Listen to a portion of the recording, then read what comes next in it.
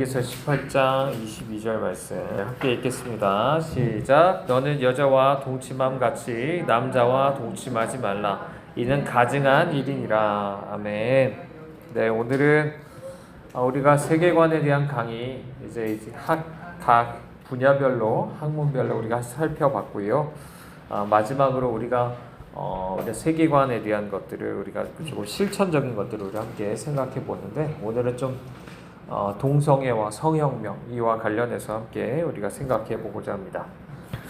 자, 미국의 군사평론가인 윌리엄 린드라는 사람이 이런 얘기를 했습니다. 미국에서 서양의 전통적인 유대 기독교 문화가 무너지고 있다라고 이야기했습니다. 이 얘기는 이 문화는 인류 역사상 어떻게 보면 가장 풍요로운 사회를 제공했지만 지금 우리는 그것을 버리고 있기 때문에 무너지고 있다, 이런 이야기를 했습니다. 그래서 적어도 물론 이제 로마에서 기독교가 공인되고 나서 국교가 되고 나서 더 시작했다고 말할 수도 있지만, 적어도 우리가 종교개혁 때부터 시작되었던 이런 어떤 기독교 문화들, 개신교를 바탕으로 한 자유민주주의와 또 자본주의와 이 모든 것들, 그것만이 아니죠. 이런 성에 대한 가치도 마찬가지고 이런 것들이 다 지금 무너지고 있다라고 이야기하고 있습니다. 그건 오늘날 우리나라도 마찬가지죠. 우리나라도 사실 그대로 우리가 유대 기독교 문화가 있었던 건 아닙니다. 물론 이제 불교, 유교 이런 어떤 무속신앙 이런 어떤 문화가 있었지만, 그럼에도 불구하고 우리 선교사님들이 들어와서 유대 기독교 문화가 어느 정도 우리에게 들어온 부분이 있는 것이 있죠. 하지만 그것들이 완전히 자리도 잡기 전에 완전히 그 문화가 지금 무너지고 있다, 이렇게 볼 수가 있겠고, 자, 도대체 이런 변화가 어떻게 시작됐고 누가 주도했는지를 우리가 알려고 하는데요. 자, 서구 사회만 일단 먼저 봅시다. 1960년대 후반부터 시작해서 기독교 안에 이런 가치와 윤리 이런 것들이 이제 버리기 시작합니다. 그래서 가급적이면 우리는 그런 생각해 보시면 돼요. 1960년대 이후로 나오는 모든 어떤 문화라고 해야 될까요? 이런 문화들은 정말 걸러본다, 이런 생각들을 하는 것들이 참 좋습니다. 그래서 그 이후에 대학교 또 여러 가지 대중 매체가 있죠. 또 그로 인해서 우리가 볼 수 있는 문화들, 뭐 음악이라든지 영화라든지 이런 것들을 주도하는 여러 가지 급진주의자들이 이런 것을 이제 앞장섰던 것들을 보게 되는데, 이들의 영향을 준 게 바로 네오마르시즘이라고 하는 것입니다. 그리고 그 근원은 우리가 전에도 함께 말했었던 안토니오 그람시라는 사람과 게오르크 루카치라는 사람으로 이제 올라가게 됐는데, 자, 이 사람들은 이런 질문을 던지게 됐습니다. 1차 세계대전 동안에 마르크스주의자들이 이 그들의 이론이 뭔가 자신들의 뜻대로 뭔가 세상을 지배하지 못하게 되자 여러 질문을 하게 됩니다. 이상하게 이 사람들이 자기네 나라를 위해서 나라에서 공산혁명을 일으키기보다는 자기 나라를 위해서 싸우는 거예요. 이해되시나요? 그러니까 나라와 상관없이, 진짜 공산혁명은 자기 속한 나라와 상관없이 공산혁명을 일으켜야 돼요. 이해되시죠? 그러니까 대한민국 이런 거 상관없어요. 공산주의 혁명 일으키는 게 더 중요한 거예요. 원래 그래야 되는데 그러지 않고 공산주의 혁명은 안 일으키고 자기네 나라 이름으로 나가서 군대끼리 싸우는 거예요. 이런 모습들을 보면서 이 사람들이 이해가 안 되는 겁니다. 왜 그러지? 자기들은 그렇게 해서 공산주의 혁명이 일어날 걸 기대했는데 안 되니까 물어보는 거죠. 그래서 아까 그람시아 루카치 같은 사람들은 결국 프롤레타리아들이 성, 결혼, 가정 이런 어떤 성경적인 가치를 지키는 기독교 문화에 빠져 있기 때문에 이 사람들이 혁명을 일으키지 않는다, 이렇게 생각하는 겁니다. 그러니까 성경적인 가치를 지키는 기독교 문화가 핵심이에요. 여기에 빠져 있기 때문에 저 사람들이 공산혁명을 안 한다라고 보는 거죠. 그래서 이게 바로 부르주아의 문화 패권이다, 이렇게 생각을 합니다. 그러고 나서 그럼 어떻게 해야 될까요? 유대 기독교가 가지고 있는 그 가치와 문화를 파괴하려고 하는 거죠. 그러면 이 혁명이 완수될 수 있겠다, 이런 생각을 하게 됩니다. 그래서 이 사람들이 표적 삼은 게 바로 성에 대한 것입니다. 자, 성은 우리가 뭐 옛날부터 인간의 가장 연약한 부분이고요. 정말 죄악에 빠지기 쉬운 부분입니다. 그래서 흔히 뭐 성, 뭐 권력, 돈 뭐 이렇게 얘기하는 것처럼 얼마나 우리에게 이런 것이 미혹이 되기 쉬운지를 우리에게 보여주는데 기독교에서는 분명히 이렇게 얘기하죠. 성이라는 것은 결혼 제도를 통해서 맺어진 남편과 아내 사이에만 있어야 되는 절대적이고도 배타적인 관계로 여겨져 왔습니다. 자, 그런데 어떻게 보면 혈기왕성한 사람들한테, 특히나 어떤 청소년, 청년기들에 있는 이런 어떤 사람들, 아무래도 그 사람들은 성적인 어떤 호기심도 많을 테고 하겠죠. 근데 그런 사람들한테는 뭔가 고리타분하게 여겨질 수 있겠고, 또한 성적으로 자기가 뭔가 하고 싶은 것에 대해서 뭔가 계속적으로 유혹에 얼마나 이 사람들이 쉽게 넘어가기 쉬운가, 이런 것들을 생각을 해볼 수가 있겠죠. 자, 그래서 그런지 몰라도, 자, 이런 네오막시즘을 받아들인 포스트 모더니스트 사람들이 선동한 68 혁명에서 자, 이런 어떤 성문화에 대한 도전들이 이제 시작됩니다. 그래서 이런 얘기를 구호를 외치게 되죠. 금지하는 걸 금지해라. 그러니까 뭐 하지 마라라는 것 자체를 없애라는 얘기예요. 이해되시죠? 뭐 해라 마라. 율법은 기본적으로 그렇게 명령 있잖아요. 그런 것들을 없애라는 거죠. 방금 이야기한 것처럼 예를 들어 남자와 같이 동침하지 말라. 쉽게 말하면 동성하지 말라는 건데 그걸 없애라 이런 얘기인 거죠. 그래서 구속 없는 삶을 즐겨라. 누군가 구속하는 거 매이지 말고 네 맘껏 해라. 뭐 이런 거죠. 혁명을 생각할 때 섹스가 떠오른다 등 이런 이야기를 하게 됩니다. 그런데 이 운동은 너무나 극단으로 흘러서 결국 다 진압이 돼요. 그리고 실패하게 되지만 그렇지만 그럼에도 불구하고 이런 어떤 가치나 이런 문화들이 반전운동, 히피 문화 이런 것과 뒤섞여서 계속 69년에 우드스톡 페스티벌에 모인 사람들을 통해서 성윤리가 계속적으로 파괴되는 것들이 이제 가해지게 됩니다. 그래서 그 결과 결국에는 낙태하게 되고 이혼하게 되고 또 그 외에 계속적으로 혼의 동거자, 미혼모 이런 가정들이 계속 나오게 되는 것이죠. 사실 우리 세상, 우리 주변만 봐도 이것들이 점점 더 많아지고 있죠. 이게 단순히 유교 가치에서 뭐 조금 벗어난 게 아니라 기독교 가치에서 오히려 반대로 그걸 가기 위해서 이 시대의 문화가 그렇게 가고 있다라는 것을 이야기하고 있는 것이고, 이렇게 되면 어떻게 될까요? 또다시 악순환을 그리면서 더 많은 사람, 그러니까 자녀와 후손들조차도 잘못된 성으로 이 사람들이 이제 인도될 수밖에 없는 것들을 우리는 보게 됩니다.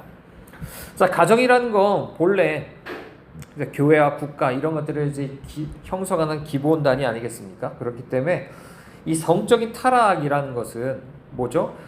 말 그대로 그로 인해서 그 위에 떠받쳐지고 있는 교회라든지 국가라든지 이런 것들이 다 흔들릴 수밖에 없다라는 것을 우리에게 이야기해 주는 겁니다. 자, 그래서 우리나라 또 마찬가지죠. 요즘 뭐 이 모든 걸 다 하고 있지 않습니까? 다 뭐 당연히 이혼하고 돌아오는 거 뭐 얘기도 많이 하고, 그죠? 낙태하는 거, 또 여러 가지 뭐 심지어 동성애 이런 얘기 너무나 흔하게 이야기하지 않습니까? 뭐 조론부터 시작해서 뭐 많은 것들이 이야기하는데, 자, 우리나라는 지금 헌법재판소의 낙태죄 위헌 결정에 따른 관련법 제정, 동거하는 커플들한테 부부로서 권리를 인정해주는 생활동반자법 위반 시도, 동성혼을 합법화하는 법안의 위반 시도 등 이런 것들이 실제 우리나라에서 이루어지고 있습니다. 그래서 심지어 국회에서 계속 위반하고자 하는 포괄적 차별금지법이 있죠. 자, 이거는 기존의 어떤 규범을 지키려는 주류 문화의 모든 발언들, 지금까지 어떻게 보면 유대 기독교 문화적인 어떤 가치적인 그런 것에 따라 그건 잘못된 거야 이런 얘기를 하는 거, 그것에 대해서 이제 못하게 만드는 거죠. 그리고 모든 행위의 족쇄를 채우기 위한 것이다 라고 할 수가 있겠고요. 그래서 이 법이 통과되면 결국에 이제 동성애만이 아니라 다른 도착적인 행위, 그러니까 변태적인 행위라고 말하면 되는데, 이런 걸 추구하는 소수자의 잘못을 지적할 수도 없고 많은 사람들이 그 성적인 것에 그대로 노출된 채 방종할 수밖에 없는 이런 상황이 될 수밖에 없습니다. 그래서 오히려 차별했다고 느끼고 고소하면 이 사람들한테 고소당한 사람이 스스로 차별하지 않았다는 걸 입증해야 되고 수없이 많은 이제 벌금과 이런 것들을 물어야 되는 상황들이 이제 펼쳐지게 되는 거죠. 그게 바로 우리 눈앞에 와 있다라는 것들을 우리가 볼 수가 있습니다. 물론 이거는 사실 지도층의 참 책임이 큽니다. 그 사람들이 가지고 있는 이념에서 기원하기 때문에 사실 이런 것들이 상당히 책임이 있습니다. 그만큼 또 반대로 말하면 그 지도자를 뽑은 국민의 책임이기도 하죠. 별 생각 없이 그냥 뭐 그런 사람들을 아무런 어떤 가치와 문화에 대한 분별도 없이 그냥 지도자를 뽑아놨기 때문에 그 사람들이 또 그렇게 하고 있다라고 볼 수가 있겠고, 자, 참 재밌는 것은 이 사람들이 행하는 것은 이념하고 일치하지만은 않습니다. 이 이념의 순수함이 그것이 토리의 결과보다 더 중요하다고 생각하기 때문에 그냥 이기적으로 말만 그렇게 하지 자기는 그렇게 살지 않아요. 이런 것들을 보면서 우리가 바르게 무엇을 쫓아 살아야 될 것인가를 다시 한번 생각을 해야 됩니다. 자, 그럼 왜 우리는 차별금지법을 반대해야 될까요? 자, 1948년 자, 킨제이라는 사람이 자, 남성의 성적 행동 그리고 53년에는 여성의 성적 행동이라는 책을 만듭니다. 그리고 나서 이 책에서 자, 남성의 13% 그리고 여성의 7%가 동성애자다라고 주장을 해요. 그래서 이 얘기는 나중에 주디스 라이스먼이 이제 그것이 의도적 조작이 있었다라는 것을 알릴 때까지 계속 우리에게 잘못된 어떤 생각을 하는 근거가 되었다라고 이야기할 수 있습니다. 그래서 킨제이 자신이 다양한 어떤 변태적 성행위를 행하는 사람이었고 성에 대한 모든 사회 제약을 깨뜨리려는 의도가 있었던 것으로 우리는 이제 밝혀졌다고 하죠. 그래서 그런 사람이 정말 조작을 해서 계속 말 그대로 지금 이야기한 이런 의도대로 목표대로 이렇게 어떤 그런 조사를 내놓은 것으로 볼 수가 있어요. 그래서 이 사람은 자기가 조사한 것 안에서 뭐 성도착자의 비율이 높은 집단을 그런 사람들을 아예 전체 4분의 1이나 되도록 그러니까 25%죠. 그 정도로 포함되도록 만들었고 그렇기 때문에 동성애자 운동가들이 70년대, 80년대 미국의 정책을 이렇게 친동성애적으로 전환할 수 있도록 유지하는 계기를 이제 만들게 되었습니다. 자, 그래서 라이스먼의 고발로 킨제이 자료에 의심을 품게 된 여러 나라들이요. 그러니까 마침내 1990년에 중후반에 이르러 대규모 조사를 하게 됩니다. 그랬더니 결과가 다른 거예요. 어떻게 나타나냐면 동성애자의 비율은 0.8에서 1.4%로 양성애자를 포함해도 2.4%밖에 안 된다. 이게 전혀 다른 거죠. 그러니까 잘못된 걸 근거로 해서 친동성애적인 정책을 그동안 펼쳐온 거예요. 자, 근데 그게 거짓이었다라고 밝혀진 거죠. 그런데 문제는 뭐죠? 이미 수없이 많은 법, 제도 이런 것들이 다 친동성애적으로 기울여져서 이런 것들을 다시 바꿔놓으려고 하는 것이 상당히 어렵게 된 상황인 거예요. 물론 그것이 오늘날 우리에게 그대로 들어와 있는 것이고요. 우리나라도 마찬가지입니다. 유경험자를 모두 포함한다 해도 2%밖에 안 된대요. 이하밖에 안 된대요. 그러니까 그거를 마치 수없이 많은 사람들이 있는 것처럼 여길 것도 아니라는 거죠. 자, 그럼 우리가 동성애 문제를 어떻게 다뤄야 될까요? 성경 분명히 죄라고 규정합니다. 그죠? 동성애 자체는 분명히 죄입니다. 그래서 우리가 그것에 대해서 어떤 반대 입장에 있는 사람들은 동성애를 옹호하는 어떤 기독교인들은 오히려 죄라는 것을 약간 이제 그것을 흐려놓죠. 하지만 그럴 수는 없어요. 그러니까 분명히 죄는 죄라는 것을 우리는 알아야 됩니다. 그것이 물론 오늘날에 있어서는 실정법상 죄가 아니게 될 수도 있어요. 그렇죠? 아니고 심지어 어떤 비난이나 윤리조차 기준조차도 지금 없어졌습니다. 하지만 우리가 계속 이야기한 것처럼 신법, 그죠? 하나님 우리 안에 양심 안에 주신, 성경 안에 주신 그런 것을 따라 자연법을 따라 생각해 보면 우리는 이거 분명히 죄다라는 것을 우리는 기억해야 됩니다. 그렇지만 우리는 그 사람들에 대해서 우리는 무조건 그런 사람들이 말 그대로 혐오해서는 안 된다라는 것도 우리는 생각을 해야 됩니다. 혐오가 아니라 그 사람들을 사랑해야 된다라는 것들을 우리가 기억해야 됩니다. 왜냐하면 어떻게 보면 그 사람들도 죄인이고 나도 죄인인 거예요. 그 사람은 더 큰 죄인이고 나는 뭐 작은 죄인이다 이렇게 생각하면서 더 큰 죄인을 모두 혐오하듯이 그렇게 생각하는 것은 상당히 이제 바리새적인, 그죠? 율법주의적인 모습이다. 그 사람이 말 그대로 예수님을 모르고 동성애를 하고 있는 그런 죄를 짓고 있는 것이고, 내가 지금 그런 죄를 짓지 않은 것은 하나님의 은혜로 내가 주님을 믿고 있기 때문인 거죠. 그죠? 그래서 그렇게 바라봐야지 막 그 사람을 이렇게 혐오하듯이 바라보면 안 된다. 그들을 진정으로 사랑해야 되고, 그죠? 그들이 진정으로 그 동성애라는 죄에서 회개할 뿐 아니라 그로 인한 수없이 많은 몸과 마음에 수없이 많은 어떤 상처와 이런 것들을 회복할 수 있도록 하는 것들이 정말 우리의 마음들이 되어야 된다라고 우리가 할 수가 있을 것입니다. 그래서 분명 그렇기 때문에 우리는 더 성경이 가르친 성이라든지 이런 것을 더 잘 알아야 됩니다. 그래서 반드시 우리가 기억해야 될 건 남자 여자 두 가지 성만 있어요. 그죠? 두 가지 성만 있고 이 성적인 결합이나 이런 것은 분명하게 가정 안에서, 그죠? 결혼을 한 두 사람만이 배타적이고도 친밀한 관계를 가질 수 있다. 그 외에, 그죠? 그 결혼 전이든 결혼 바깥에서 그렇게 해서는 안 된다. 요즘 무슨 간통죄가 폐지됐다 해서 그런 것이 아니라는 것을 생각해야 됩니다. 그리고 자, 하나님께서 끊임없이 그렇게 할 때 가정에 어떤 안정성이 부여가 되죠. 그리고 정말 계속 자손들이 계속 채워지게 되는 것들을 보게 됩니다. 자, 성소수자들은 어떨까요? 동성애자 커플들도 이 사람들도 뭐 어떻게 보면 심리는 비슷합니다. 서로 사랑한다고 하고 그 자기네 관계나 이런 가정이 뭔가 안정적이 바라고 이런 것들은 비슷하다라고 할 수 있어요. 하지만 대부분 이 동성애 관계 속에서는 그걸 더 찾을 수가 없어요. 사실 그렇게 기대하는 바 이상으로 더 찾을 수 없다는 거죠. 그래서 두 사람 사이에 정서적인 신뢰가 있는 중에도 외도를 계속하는 경우가 지속하는 것으로 알려져 있고요. 심지어 156상 중에 7상만이 성적인 정절을 지킨답니다. 그러니까 이미 많은 경우에 이런 동성애 커플들은 더 음란함들이 더 많을 수 있다는 것을 이야기하는 것이고요.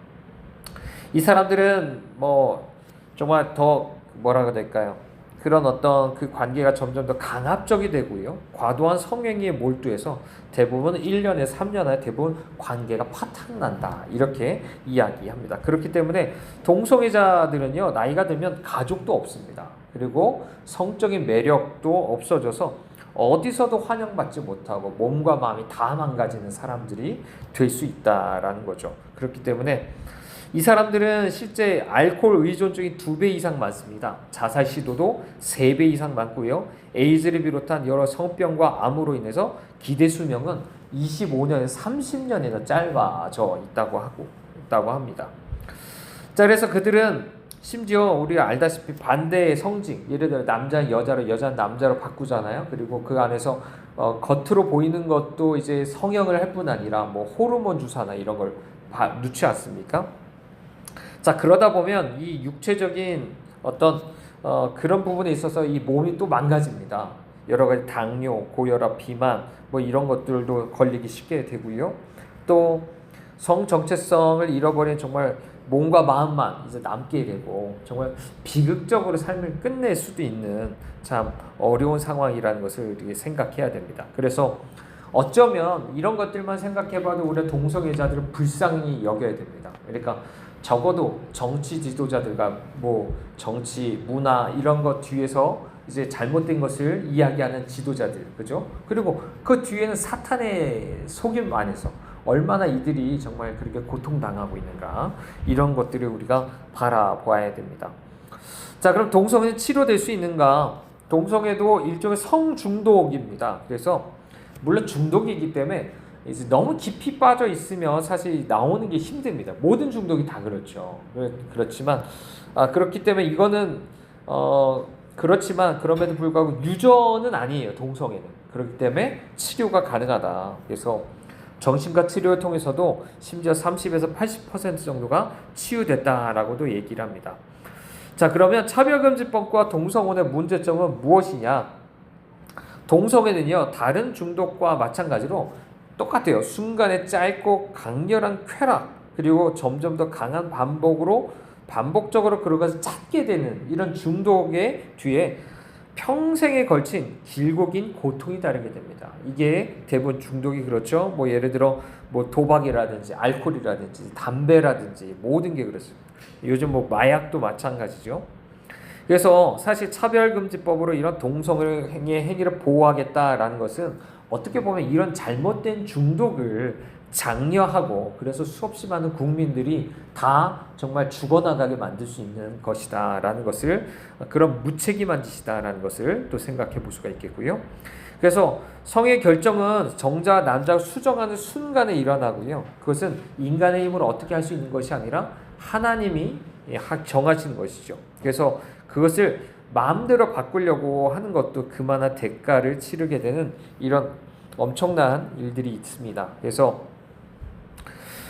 이걸 통해서 차별금지법을 통해서 오히려 이 사람들이 이런 타락으로 가는 것을 활짝 열어놓고 하나님께 돌아오는 걸 막아버릴 수밖에 없는, 그죠? 참된 진리도 말하지 못하게 되고 하니까 그런 어떤 어려움들이 있다는 것을 우리가 생각을 해보게 됩니다. 자, 마지막으로 우리 동성애에 대한 이야기를 좀 더 하고 마치려고 하는데요. 자, 동성애자들과 차별금지법을 찬성하는 쪽에서는요, 동성애는 유전된다라고 이야기합니다. 그래서 뭔가 유전으로 생기는, 그러니까 어쩔 수 없는 정체성의 혼란이다. 그래서 그렇게 비난할 수 없는 것이다. 있는 그대로 받아들여야 된다. 이런 얘기를 합니다. 이거는 딘 해머라는 사람이 이제 사이언스지의 X 염색체의 XQ28 부위에서 개의 성적 행동과 연관된 유전자가 있다. 이런 어떤 논문을 내서 그것을 이제 근거하고 있는 건데요.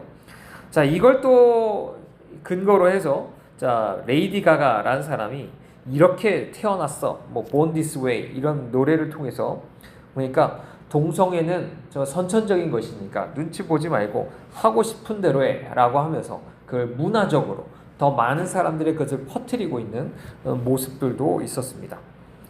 자, 그동안 자, 이런 주장이 잘못됐다는 여러 논문이 있었지만 친동성애 측은 이걸 인정을 안 했어요. 근데 그러다가 19년도 8월 30일에 안드레아 가나라는 사람이나 여러 사람들이 이 사이언스지에 또 이제 논문을 발표합니다. 자, 동성애를 예측할 수 있는 유전자는 없다. 또 게이 유전자는 없다. 이런 논평을 실었는데요. 여기에 대해서는 이제 유전 여부에 대해서 논란 완전히 이걸 통해 이제 종식이 됩니다.